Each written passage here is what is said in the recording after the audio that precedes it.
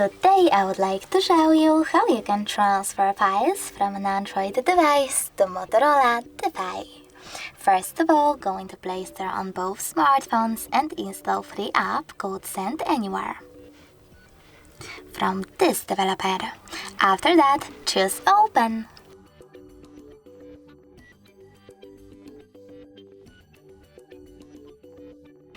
After that, choose I accept, then confirm, continue and allow. When you're ready, select Receive on Motorola and Send on an Android. Then tap on all of those type of dots and select Send here. This way you can choose all of your files and transfer them later on. It would take a while though, so I will go with only one photo, choose Send and click on Got It. Over here on Motorola, choose No Thanks and close this window. Now we have two ways to connect.